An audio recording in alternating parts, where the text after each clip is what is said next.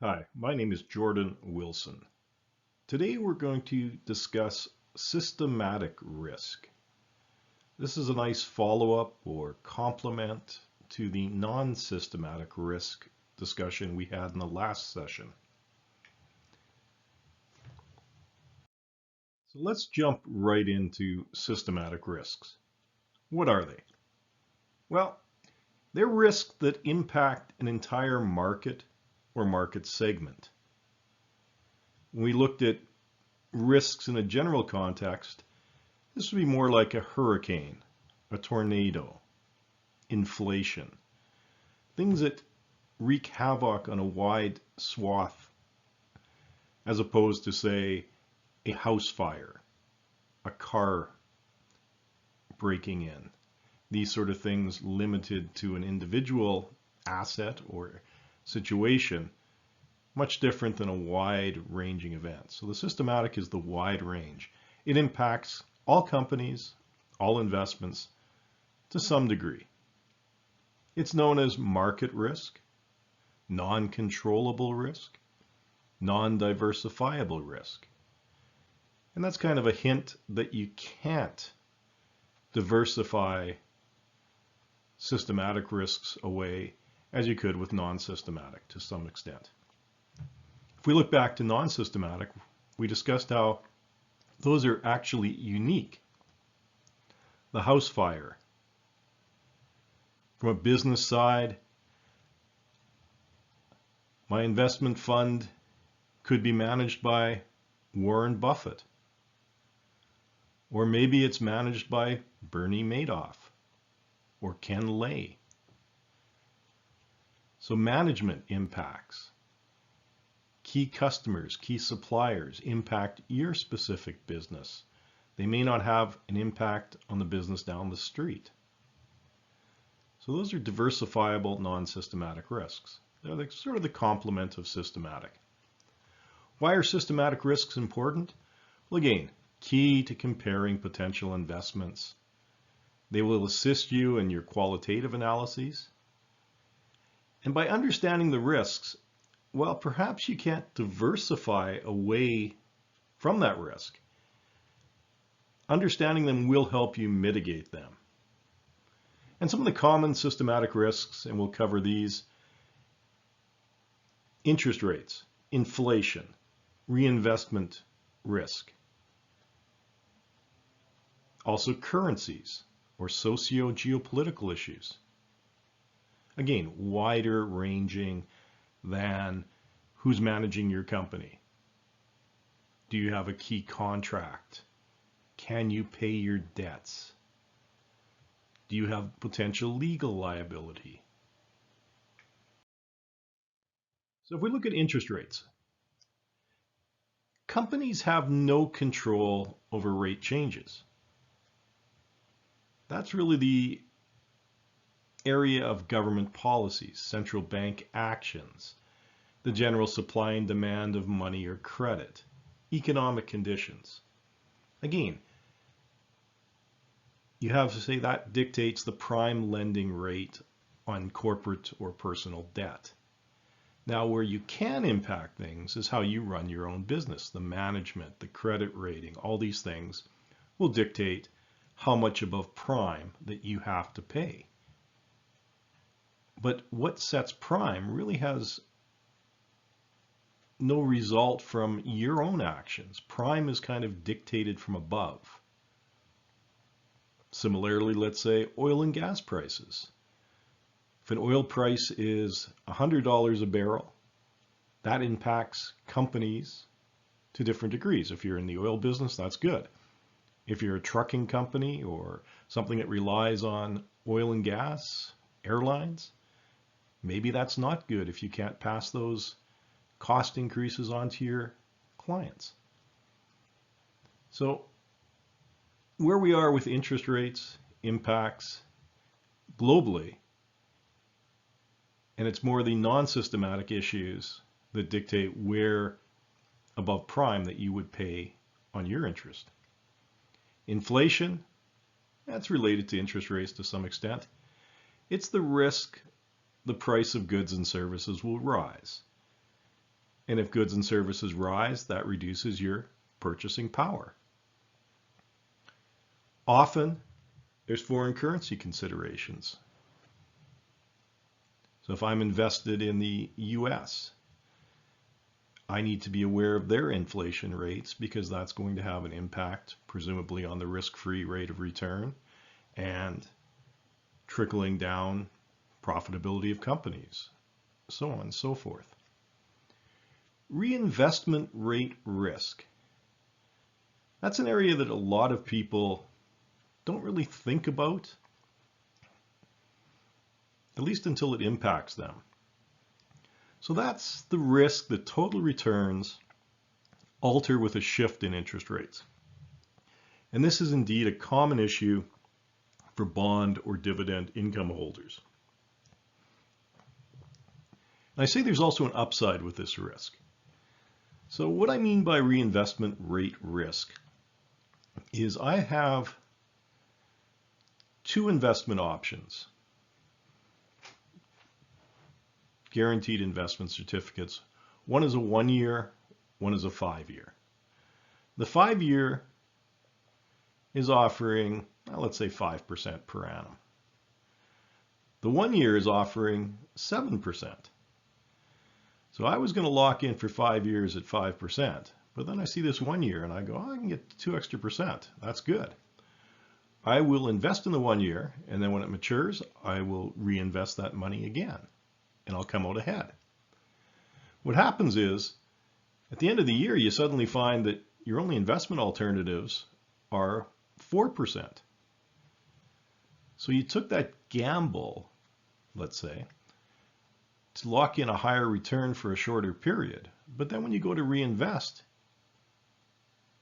that original return has changed. You can only get less.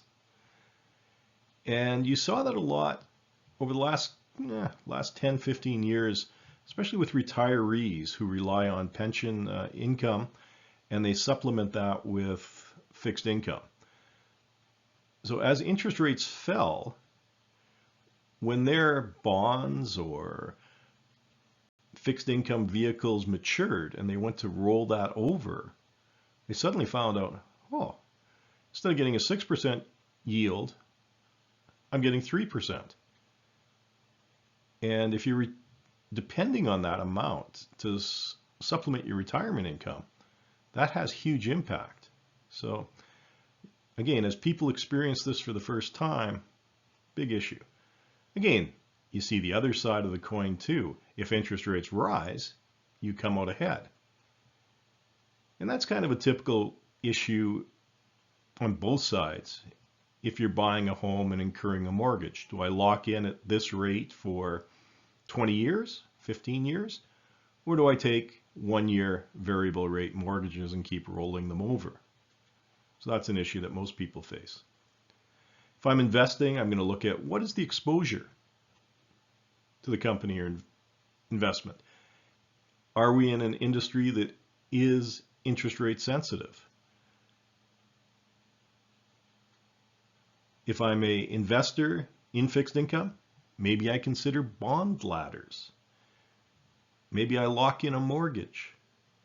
Maybe I buy or wait. These are sort of questions to ask.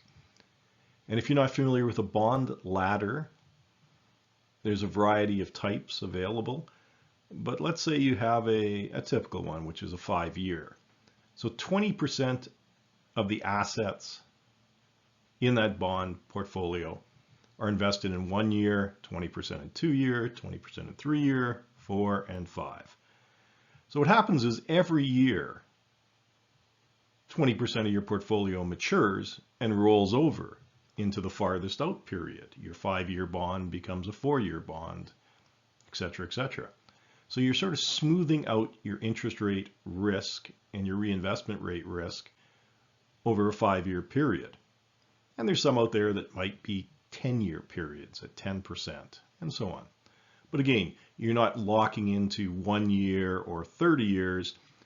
You're spreading out that risk in an even manner over a 5 or 10-year frame.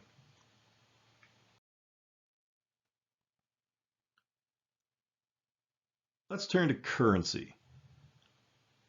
again, an issue for a lot of people.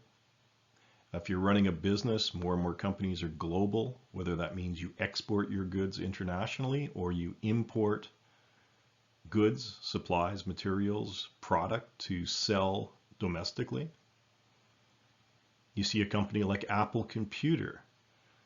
I'm not sure 100%, but a significant portion of their products are made in China.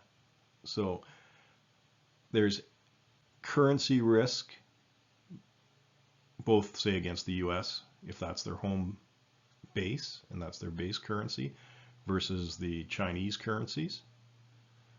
Or in Apple's case, if they're selling that iPhone or that iMac in Europe, you have trade-offs against the euro. So currency is an issue. It's also an issue for investors. So again, the big one is, do I incur foreign exchange exposure or do I hedge my positions? And this is why you tend to see many mutual funds and ETFs these days offered identically in hedged and unhedged positions. So do you want your exposure in the base currency, if you're Canadian, and a Canadian dollar currency? Or do you want that potential upside or potential downside in having exposure to the US dollar, to the euro, to the yuan, to the yen, all these sort of things? And those are the sort of questions you have to ask yourself is, what is the company's exposure? What kind of exposure do I want? Because I can't really control that currency risk. And again, when we looked at non-systematic, that's an operational issue. So does the company hedge or unhedge? That's a micro issue for the company. But again, the relative foreign exchange rates is more imposed on you, and how you react gives you the opportunities or puts you at risk. Socio-geopolitical, another big issue. That's the risk that there's instability around the world that negatively impacts your investments. War, terrorism, health crises. Look at COVID having basically shuttered parts of economies. I'm running a high-end restaurant, and we see this in New York with some of the famous restaurants there. Excellent quality service, excellent quality food, excellent reputation. So from a non-systematic perspective, very well-run business, good managed, good operational side, all these things. Yet because of COVID, they had to shut their doors. How do you hedge against that? How do you protect yourself against that? Very difficult. If I'm in the Middle East, there's often wars, or there could be terrorism issues. How do I protect my assets or my investments? And again, those are questions. If I'm going to invest in a company that drills in the Middle East, say Iraq, what's my exposure? What are my socio-geopolitical risks in that area? Venezuela right now has many issues. So again, in Nigeria and countries surrounding Nigeria, you've got instability. You have people being kidnapped that work for things that you have to focus on that impact how you invest or run your own business. Now, we talked a bit about managing the risks, whether they be non-systematic or systematic. So some people avoid. If you're concerned about trouble in the Middle East or trouble in Asia, avoid companies that deal there. Not always easy, especially in the globalization that we live in now. But there are some ways you can avoid. If you're concerned about mining companies or oil and gas companies and their exposure on the environment, you can easily avoid them. But again, that's more of a Non-systematic. On a systematic side, again, that's why it's more non-diversifiable. How do you avoid the impact of inflation or the impact of the prime rate on your loans going up by 1%? Hard to do. The avoidance factor there is, okay, I'm only going to invest in companies that have no debt. But then there's other issues. Should a company have no debt? So these sort of things, maybe you can avoid, maybe you can't, but that's an option. Transfers, hedging, I mentioned that with foreign currency. Maybe we hedge our portfolio so that we only have exposure in Canadian dollars or US dollars. We can enter into derivative transactions like interest rate swaps, options. You see that a lot with companies where they're protecting their exposure by entering into derivative transactions. But that's probably a little bit more advanced than we'll ever get into in these sessions. Loss mitigation. I mean, we can't avoid all risks. Even in, say, a T-bill portfolio, which we discussed previously was the risk-free rate. So basically, T-bills are considered a risk-free asset. But are they risk-free?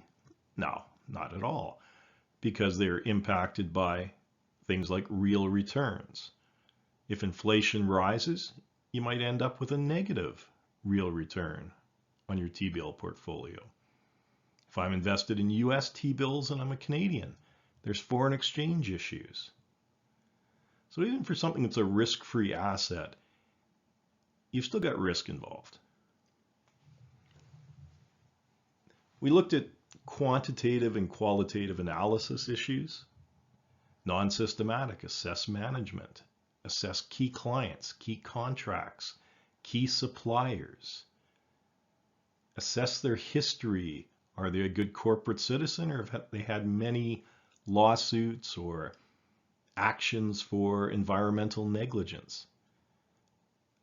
That analysis can help you make better investment decisions and avoid these risks to some extent. Prudent investing. Again, if you have a better understanding of investing, that will help give you some knowledge and some tools to better analyze companies. Again, when we looked at non-systematic, I talked a bit about debt equity ratios. Say you're assessing credit worthiness or credit risk in a company. One, it's useful to know what the different credit ratios are that are typically out there, but then also to assess the qualitative side. I need to know if the assets are current. So if all my debt is in 60-day payables or revolving short-term bank credit, do I have assets on hand that can meet those bills that come due in the next 30 to 60 days? Or are my assets tied up in inventory, machines, an old warehouse that I can't sell at fair market value or book value? And when I say fair market value, I'm talking in a liquidation or a fire sale scenario. So suddenly I need to come up with money to pay a debt inside 30 or 60 days, and I need to sell my factory. It may be on the books for 10 million, that may be its fair market value, but if I have to sell that tomorrow, what are the odds that I actually get the fair market value? So you have to look at fair market value more in a context of a fire sale or a quick sale scenario. And usually that's not what it's on the books for. So again, that's the qualitative side. You got the quantitative side, that's the debt equity or the quick ratio or whatever ratio you're looking at. But what's the qualitative side? And then, at least for non-systematic risks, portfolio diversification. We talked non-systematic risk is diversifiable risk. So by how you structure your portfolio and your asset allocation and the correlation between the different assets that you invest in, that will help you manage risks overall. So it's good to know both systematic and non-systematic risks. Makes you a better investor, makes you better understand what's going on. And then it also helps you look at ways that you can mitigate or manage those risks. That's all for this session on systematic risks and how to sort of manage both systematic and non-systematic. I hope you enjoyed it. Thank you for your time and have yourself a good day.